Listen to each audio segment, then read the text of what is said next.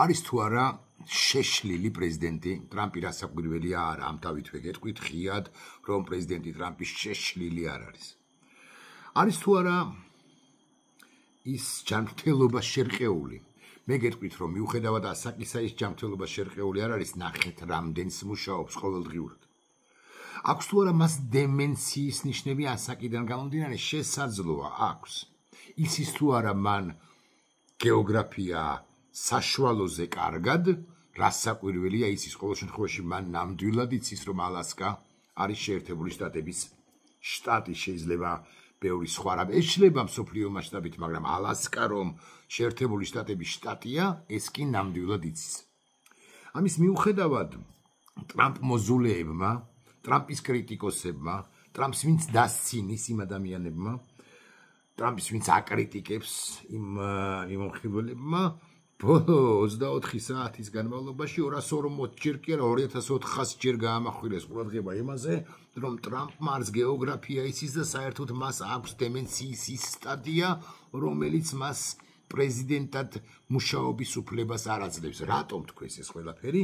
იმიტომ თქვეს რომ თავის მხრივ პრეზიდენტმა ტრამპმა თქვა განაცხადა 15-შიო ალასკაზე ალასკა არც უხსენებია 15-ში მე შევხვდები პრეზიდენტ პუტინს რუსეთის ტერიტორიაზე საფუძვლიანი იყო ბუნებრივია კრიტიკა მისი კრიტიკოსებისა შენიშვნები დაცინვა ირონია მისი კრიტიკოსებისა არც გეოგრაფიაც კი არ იცის და საერთოდ დემენცია აქვსო ბევრს წამოსცდა ბევრს აღმოხდა ეს ყველაფერი მართლები არიან ესენი ყველანი უკლებლივ თუ ამ ინფორმაციას ასე მშრალად წავიკითხავთ და არ მივაქცევთ ყურადღებას იმას რომ უკვე რამდენიმე საათში ამ განცხადებიდან თეთრი სახლის წყაროებზე დაყრდნობით პლატფორმა X-ზე ხას უსვამ პლატფორმა X-ზე თეთრი სახლის წყაროებზე დაყრდნობით ერთი უცნობილესი ჟურნალისტი რომელიც მუშაობს ვაშინგტონში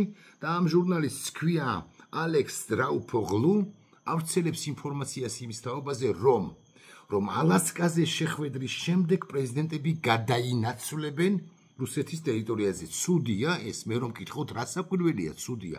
საერთოდ მე რომ მკითხოს ადამიანმა პირველი შეხვედრაც ანუ შეხვედრა ალასკაზეც კი არ უნდა გამართულიყო და არ უნდა გაიმართოს იმიტომ რომ კეთროვანი თუ არის პრეზიდენტი პუტინი კეთროვანად უნდა დარჩეს ანუ პოლიტიკა მიდგომა რომელიც შეიმუშავა პრეზიდენტმა ბაიდენმა უნდა დარჩენილიყო შენარჩუნებულიყო მაგრამ ტრამპი ასე მოდი მაინც ასე ვიტყვით თუ გნებავთ სამწუხაროდ არ ფიქრობს ის სხვაგვარად უდგება პრეზიდენტ პუტინს კი არა კონფლიქტს მისთვის პრიორიტეტია ცეცხლის შეწყვეტა და კონფლიქტის დასრულება როგორღაც დასრულება ამიტომ თუ ვენდობით ალექს რაუფოგლუს და მის წყაროებს 100-120-150 კილომეტრი მართლაც შეიძლება გაიარონ პრეზიდენტებმა და უკვე მეორე შეხვედრა გაიმართოს სწორედაც რომ რუსეთის ტერიტორიაზე ეგრა მაგის პასუხია აქვე ვიტყვი რომ მაღალი ალბათობით ალასკის და არა რუსეთის აღმოსავლეთით ვლადივოსტოკის ასე მაგალითად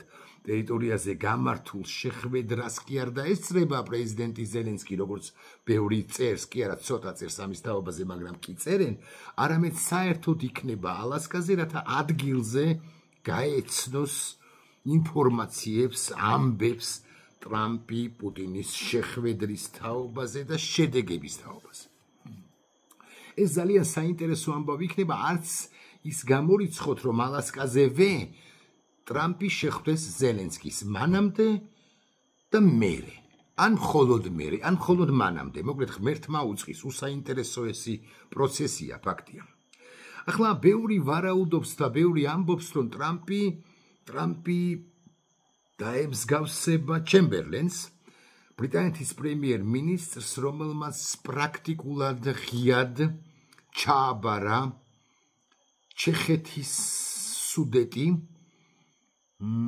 ფაშისტურ გერმანიას ამით არ დაკმაყოფილდა ფაშისტური გერმანია იცით თქვენ 1938-39 წლებში და მან მთელი ჩეხეთი დაიპყრო მიუნხენი 38 გამეორდება თუ არა ეს ღმერთმა უწყის კი არა ბევრი ამბობს რომ გამეორდება და ტრამპის სწორედაც რომ ჩემბერლენი ახალი დროების ჩემბერლენია მე ასეთი კრიტიკული ან ასეთი სკეპტიკური ტრამპის მიმართ არ ვიქნებოდი და შეძლებს დაგვარად დავასაბუთებ რატომაც. პირველ ყოვლისა, რასაკვირველია იმიტომ, რომ განსხვავებით ჩეხეთისაგან, მაშინდელი ჩეხეთისაგან, უკრაინა არ არის თანახმადათმოს ერთი გოჯი მიწაც კი, ერთი სოფელიც კი, ერთი კვადრატული სანტიმეტრიც კი, იმისთვის რომ მოიპოვოს ეგრეთ წოდებული მშვიდობა, რომელიც რეალურად ყალბი მშვიდობაა, უკრაინას შესანიშნავად ხვდება, რომ პუტლერი, ანუ დღევანდელი ჰიტლერი 1, 2, 3, 4, 5 ტერიტორიის შესანსვლის ჩაყლაპვის შემდეგ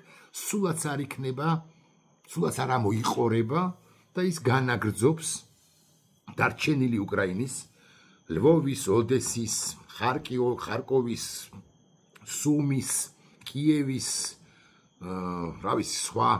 სხვა გეოგრაფიულ დნეპროპეტროვსკის ხო შესანსვლას განადგურებას მიუხედავად იმისა დამოუკიდებლად იმისა დადებს თუ არა მისი შლეგი ლიდერი პირობას იმის თაობაზე რომ დანარჩენ უკრაინას არც არაფერს ერჩის და დანარჩენ კი არა დანარჩენ უკრაინას არაფერს ერჩის და აღმოსავლეთ ევროპას თუ საერთოდ ევროპის კონტინენტს დიახ ეს წასცდა რამდენიმე სპიკერს რუსეთის ფედერაციიდან რომ ჩვენო ვიტყვითო რომ არავითარ შემთხვევაში ტრამპს მივცემთ პირობას რომ არავითარ შემთხვევაში არ დავესხმებით თავს არც დარჩენილ უკრაინას და არც მით უმეტეს ევროპის კონტინენტსო ასე აბოლებს ასე ცდილობს დაბოლებას პრეზიდენტი პუტინი და დღევანდელი რუსეთი დანარჩენი დემოკრატიული ცივილიზებული სამყაროსი ახლა კითხვა ისმის ამგვარი რას ეტყვის და პრინციპში ვიცით ჩვენ რას ეტყვის პრეზიდენტი ტრამპი პრეზიდენტ პუტინს და მე ღიად გეტყვით რომ ეს გავცელდა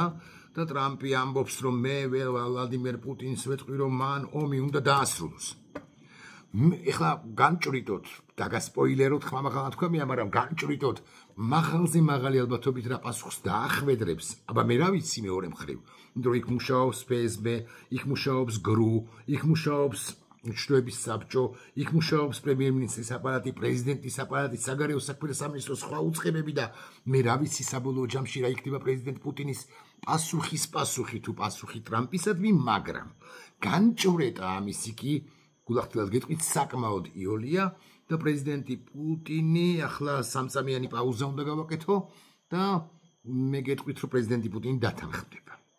აი ხო ელოდით ახლა რომ მე ვიტყოდი რომ არა პრეზიდენტი პუტინი იტყვის რომ არავითარ შემთხვევაში არ შევწყვეტ ომს არა მე გეუბნებით რომ პრეზიდენტი პუტინი რუსულად თქვა თუ ინგლისურად ოკეი ხო ასე იტყვის I'm ready მე მზად ვარ რომ შევწყვიტო ომი დავასრულო ეს ომი როგორც ასეთი ოღონდ აი ამ კავშირ ოღონდის შემდეგ იწყება ადნაკა ხო but და აი ამის შემდეგ იწყება მთელი წინადადება, მთელი აბზაცი რამდენიმე წინადადებისაგან შემდგარი და აქ პრეზიდენტი პუტინი იწყებს დემაგოგიას. რუსეთმა აღიარა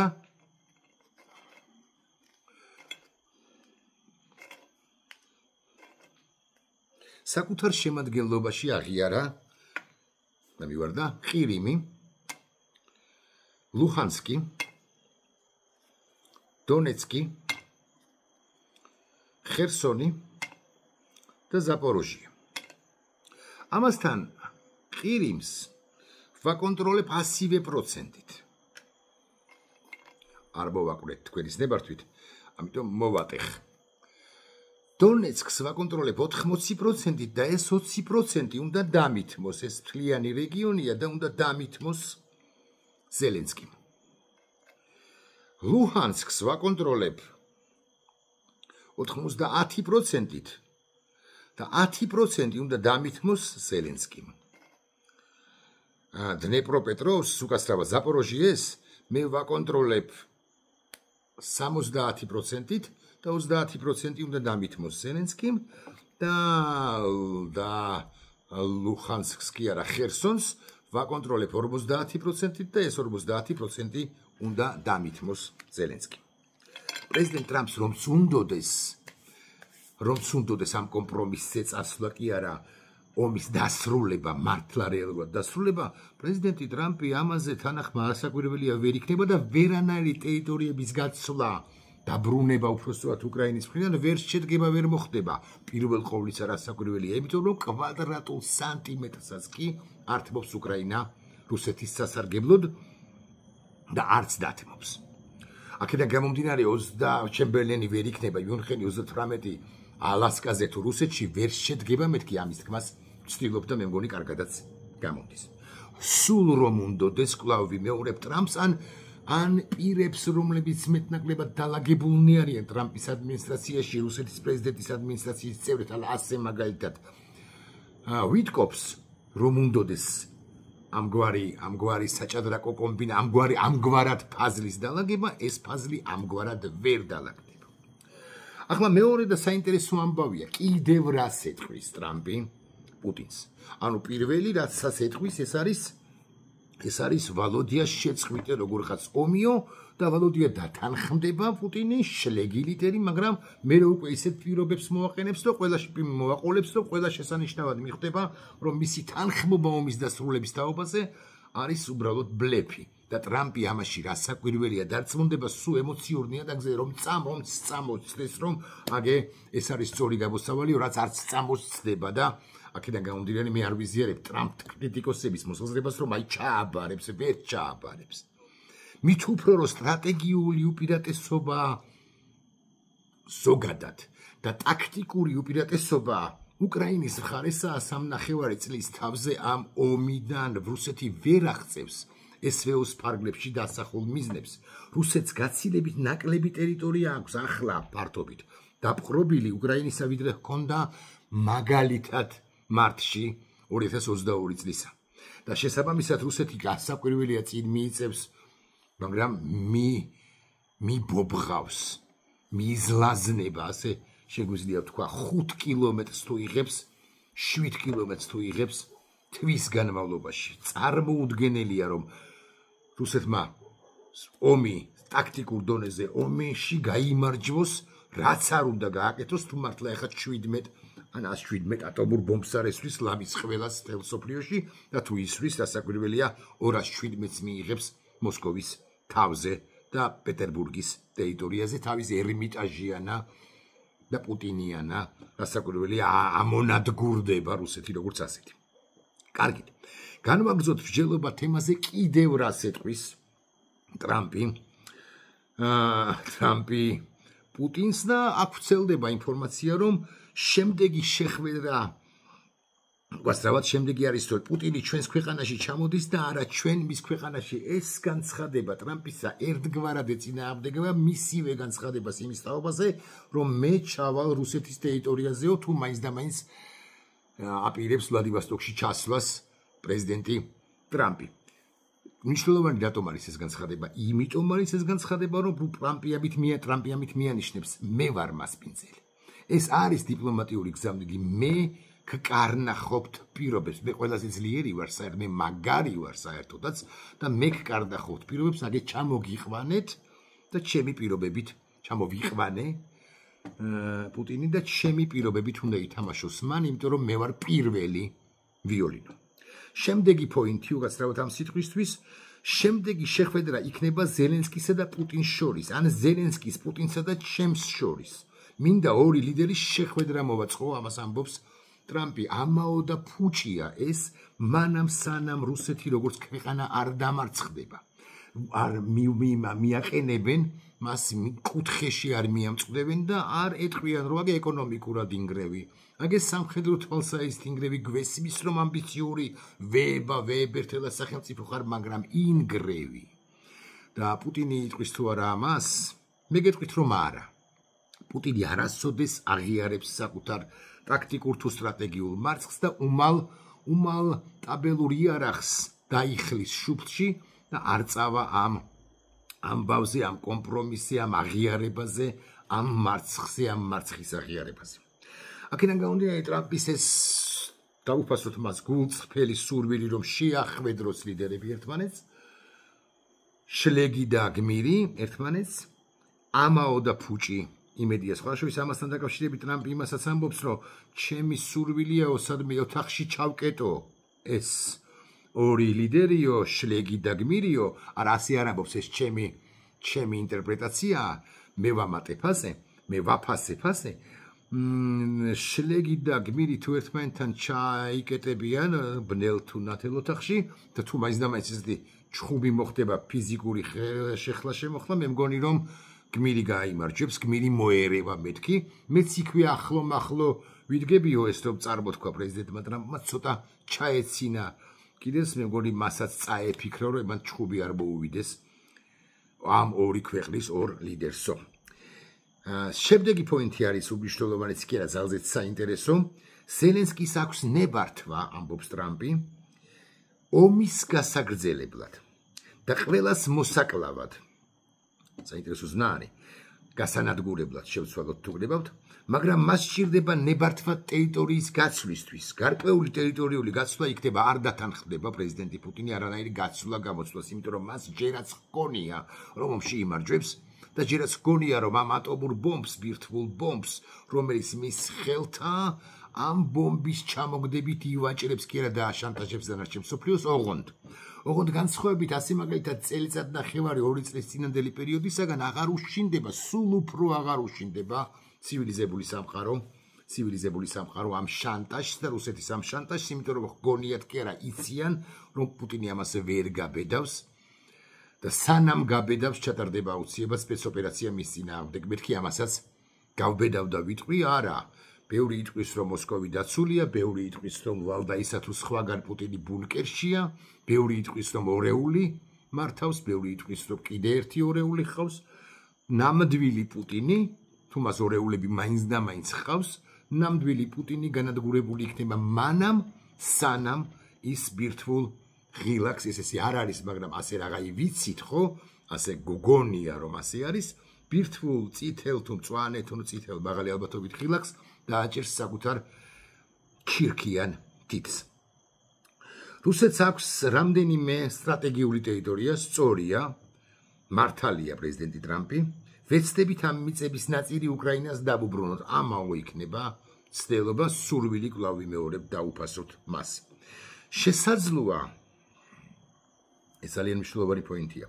მე წავიდე და ვთქვა წარმატებები და ამით ყველაფერი დასრულდეს. დიახ, ანუ ამით ამბობს ტრამპი, რომ შესაძლოა შეერთებული შტატები გავიდეს პროცესიდან, მაგრამ არც ეს არ არის ბოლომდე სიმართლე, კი არ ვძრახავთ ეხლა მაინც და მაინც ტრამპს იმაში, რომ ის ტყუილს გვეუბნება, არა ტყუილი არ არის, მაგრამ გასვლა არ ეწოდება იმას, რა სტრატეგიასაც მიმართავს შეერთებული შტატები იმ შემთხვევაშიც კი თუ იტყვის ჩაო მივდივარ, ჩვენ გავდივართ პროცესიდან და კერძოდ რატომ არ იგულისხმება, რატომ არ არის ეს გასვლა, ვერ იქნება ეს გასვლა, წასვლა, მოდი სხვა ზნა ვიხმაროთ, იმიტომ რომ შეერთებული შტატები დღესაც ამბობს, რა იარაღსაც მომთხოვს ევროპა, რომელსაც ეგრა მაგის პასუხია ნატოს წევრ სახელმწიფოებს 5%-მდე გავაზრდებინე თავდაცვის ხარჯები და ეს არის უწარმატებულესი სამიტის ფარგლებში სამიტი ნატოსი, რომლის შედეგადაც პრაქტიკულად ყველა სახელმწიფომ, რომელიც ნატოს წევრია, თქვა, რომ ოკეი, მე 5%-მდე ვზრდი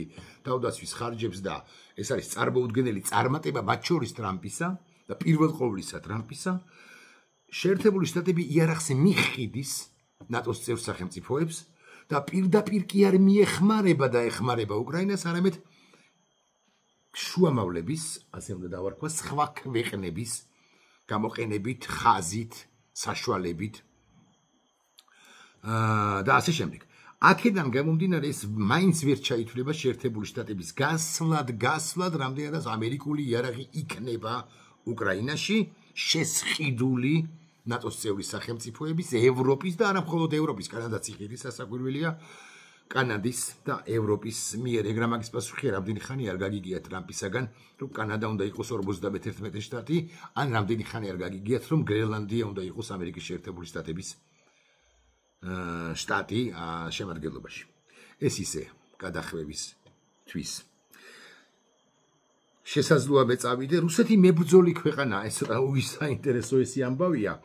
რუსეთი მებრძოლი ქვეყანაა, ეს მათი საქმეა, ისინი ბევრს ომს აწარმოებდნენ, მათ დაამარცხეს ჰიტლერი და ნაპოლეონი, მე ვერ გეტყვით, გვარი არ ვიცი, ვინ ემუშავება ტრამპს ისტორიული ამბების, გვარი არ ვიცი, რომ ვიცოდე საბოლოო ჯამში არც არაფერი შეიცვლება ამით. ისტორიული ამბების გახსენებაში, ისტორიული მაგალითების დასახელებაში. 1812 წელი იგულისხმება რასაკვირველია ნაპოლეონთან რუსეთის შეპირისპირება და ბოროდინოს ომი და მე გეტყვით რომ და ეს ჩემი მოსაზრება არ არის ბუნებრივია, იქ ნაპოლეონი არ დამარცხებულა. რუსული ისტორიოგრაფია ცხადია ჩვენ გვეუბნებოდა და გვასწავლიდა რომ ნაპოლეონი დამარცხდა. მაგრამ საბოლოო ჯამში ის რაც მოხდა ბოროდინოს ომში და საერთოდ რუსეთ-საფრანგეთის შეპირისპირება და პირისპირების დროს ამ პერიოდში ამას მარცხი ობიექტური ისტორიკოსების მიერ საბოლოო ჯამში მაინც არ ეწოდება. ეხლა უღარ ჩამაშლევინებთ 1812 წლის ამბავს. რაც შეეხება ჰიტლერს და ჰიტლერისში რუსეთის საბჭოთა კავშირის მიერ ჰიტლერის დამარცხებას, გერმანიის დამარცხებას, ფაშისტური გერმანიის დამარცხებას, კვლავ ვიმეორებ, მე არ ვიცი, ცოტა მეცინება, მაგრამ მე რომ მიწევს ამის ახსნა, უშუალოდ პრეზიდენტი ტრამპისთვის, ხო, ტრამპის კი არ უხსნი, მაგრამ აი თქვენ გიხსნით, მაინც ფიქრობთ იმას, რომ ტრამპი ამაში კი მართალია. აქაც ტრამპი გაგიგვირდება და ცდება. მხოლოდ საბჭოთა კავშირს არ დაუმარცხებია ჰიტლერი 45-ში. მეცაც გეტყვით ადამიანები, მოქალაქეები რომ შეაკლა სტალინმა და ყველაზე დიდი მსხვერპლი ასაკურია საბჭოთა კავშირმა გაიღო, იმიტომ რომ კაპიკის ჩალის ფასი ჰქონდა და აქვს ლევანდელ რუსეთში და მაშინაც ჰქონდა მაშინდელ საბჭოთა კავშირში ადამიანის სიცოცხლეს ჰქონდა ჩალის ფასი, მეტი და მეტი ადამიანი შეაკლა და ამის ხარჯზე თუ ამის გამო სტალინი ითვლება მთავარ მონაწილედ მეორე მსოფლიო ომის დასკვნითი ფაზისა, ანუ 41-45 წლამდე მიმდინარე ომისა. მეორე მსოფლიო ომის ნაწილისა, დიდ საამულო ომად წოდებულისა. რეალურად კი ლობის ვილილი თუ წილი დაიდო სწორედაც რომ შეერთებულმა შტატებმა.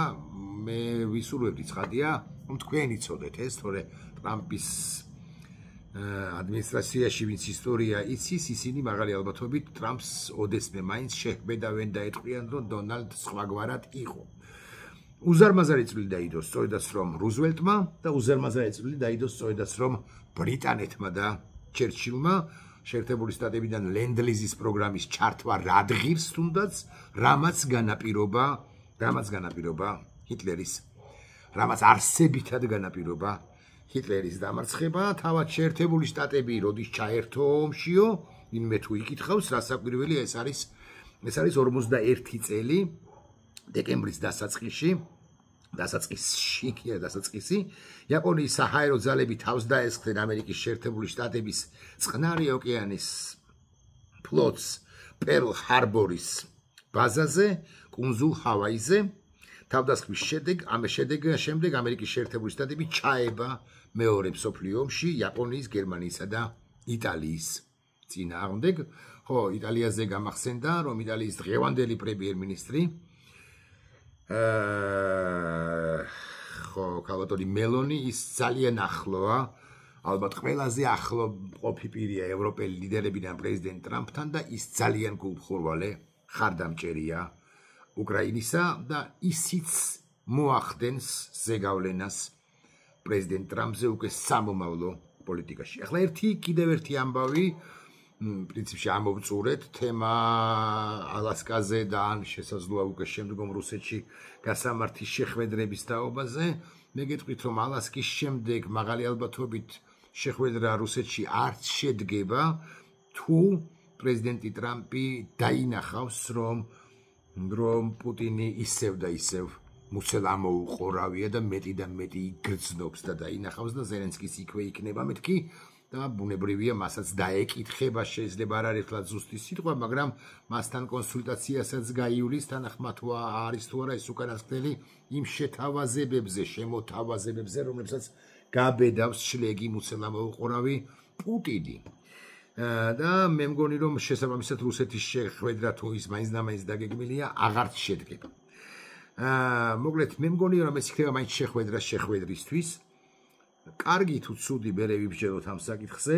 სწორი იყო თუ არა ამ შეხვედრის გამართვა ამაზე ვიბრძოლოთ 17-ში, 18-ში, 16-ში, თუ გნებავთ რა ვიცი 19-ში, 20-ში, სხვა დღეებში, როცა შედეგებს მართლა ვნახავთ. უშედეგო შედეგებსაც ვნახავთ, უშედეგო შედეგიც, ხო, შედეგია საბოლოო ჯამში. ახლა ერთი დეტალი და ერთი საინტერესო საკითხი, რომელზეც ერთი ხანობა ვფიქრობდი, უნდა გამემახვილებინა თუ არა ყურადღება, ჩვენ იცით თქვენ რომ ჩვენი დე-ფაქტო ხელისუფლება სულ იმას ამტკიცებს, რომ ჩვენგან მეორე ფრონტის გახსნას ითხოვდა კოლექტიური დასავლეთი კი არა გლობალური ომის პარტია ან აქვე იმას deep state-ი გობახიცეული გაგებით. რაც ასაკვირველია ტყუილია.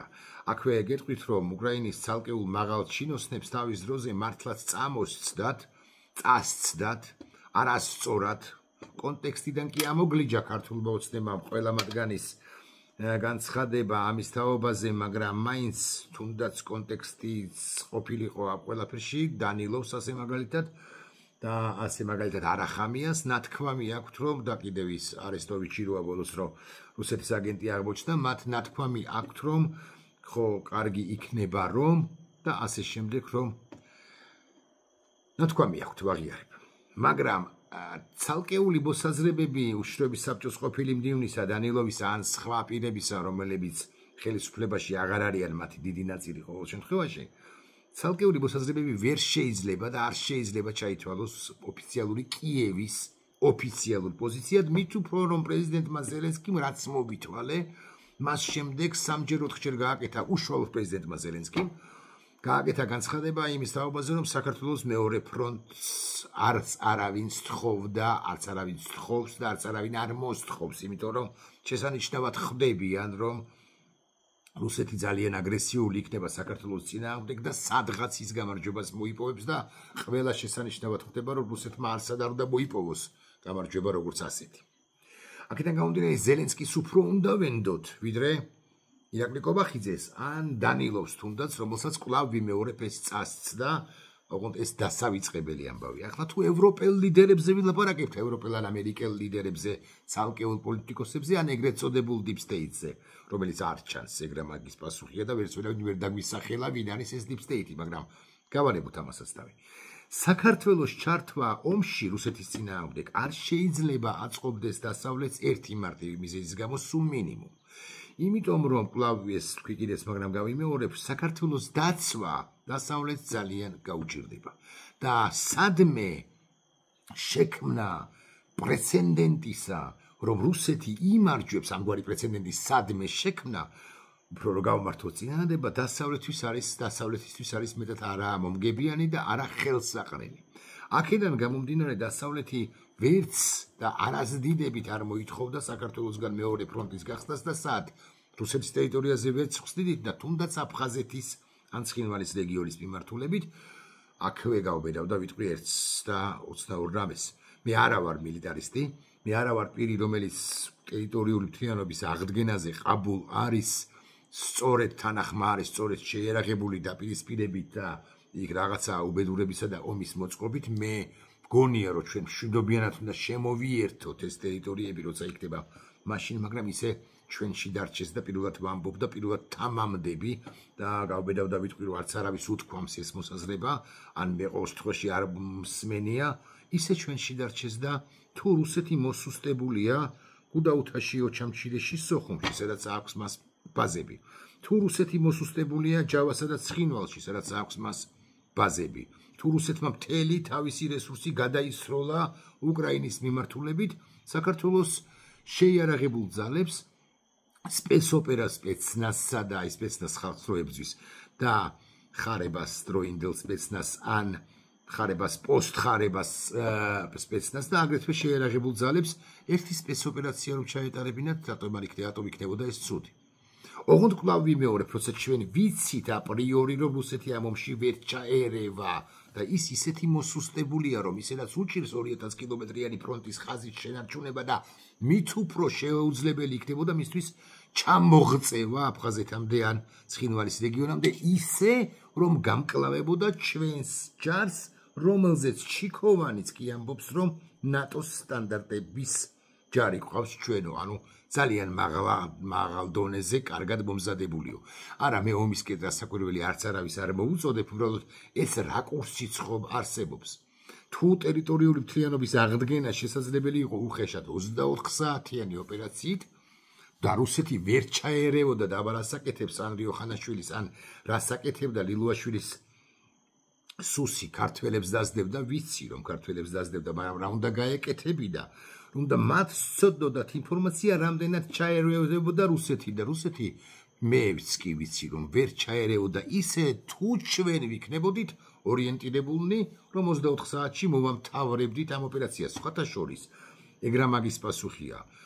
აზერბაიჯანს რო ვახსენებთ, სულ და რო ვახსენებთ და ვახსენებთ აზერბაიჯანმა გაიმარჯვა სომხეთის წინააღმდეგ, იქ იყო საშიშროება იმის თაობაზე, რომ სომხეთის მხარეს ჩარეულიყო რუსეთი არ იყო, მაგრამ აზერბაიჯანი მოემზადა, რამდენ ხანში მოამთავრა ყარაბაღის საკითხი?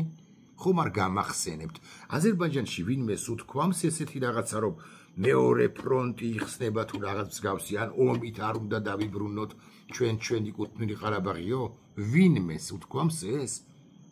არა, პირიქით ისინი ემზადებოდნენ და ახლა აზერბაიჯანი დაღარი ვახსენე, კვლავ მინდა გავიმეორო, რომ საქართველოს არც არავინ სთხოვდა მეორე ფრონტის გახსნას რუსეთის ტერიტორიაზე ან რუსეთის მიმართულებით, ეგ რა მაგის პასუხია, არც აფხაზეთის და არც ცხინვალის რეგიონის მიმართულებით, იმიტომ რომ საქართველოს შეიძლებოდა დამარცხებულიყო და არავის არ სჭირდებოდა და არ სჭირდება დამარცხებული საქართველო მთელ ევროპაში, იმიტომ რომ ისინი ჩვენი პარტნიორები და მეგობრები არიან მართლაც, რომ ახლა კითხვა მაქვს, როგორ გგონიათ, რუსეთის წინააღმდეგ მეორე ფრონტი შეიძლება თუ არა გაიხსნას, ოღონდ კვლავ მეორე არა საქართველოდან, არამედ სხვა ტერიტორიიდან და მე არ დავასახელებ ქვეყანას, რომელმაც შეიძლება მიიღოს გადაწყვეტილება რუსეთთან კონვენციურ ომში ჩართვა ჩაბმის თაობაზე, უпростоად აღარ დავასახელებ, რაღაცა აზერბაიჯანი ვახსენე მეთქი და მე უკვე თითქოს შევცვალე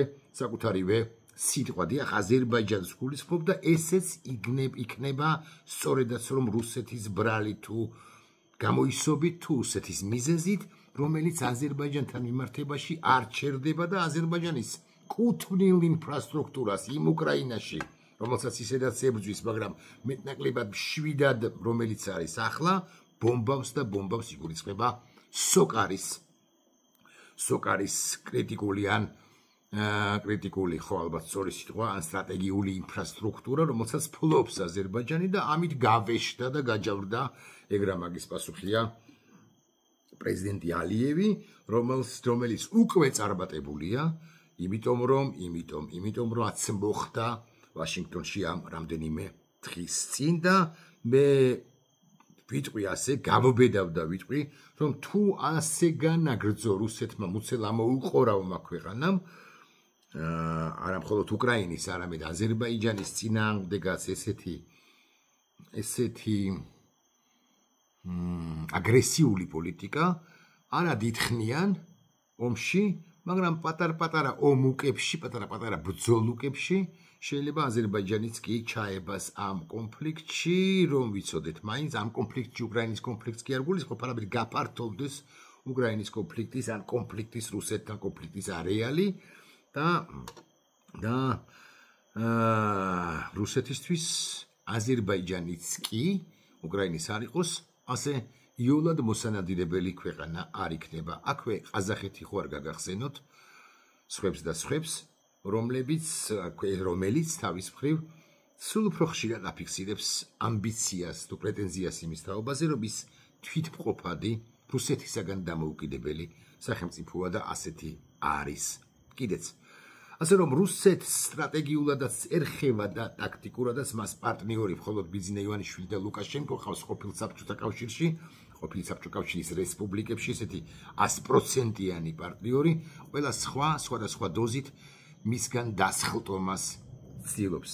და ახლა მე გეკითხებით, პრეზიდენტი ტრამპი შეიშალა, პრეზიდენტი ტრამპი გასწირავს უკრაინას, პრეზიდენტი ტრამპი ვერ ხედავს ან არ ანახებენ მას, რომ რუსეთი მარცხის გზაზეა და მარცხის გზაზე ყოფ რუსეთს გადაუგდო მაშველი რგოლი, ამას არ ვიცი რამდენად გაპატიებს მეუღლე, მაგრამ არავითარ შემთხვევაში არ გაპატიებს ცივილიზებული სამყარო და ამერიკის შეერთებული შტატების ელიტა თუ ელიტები, რომლებიც სახელდებულნი ირაკლი კობახიძის მიერ Deep State-ად არიან, მაგრამ Deep State-ი კი არა, ეს არის ის ინსტიტუციური დემოკრატია, რაც ძალიან მნიშვნელოვანია დანარჩენი მსოფლიოსათვის. ნახვამდის.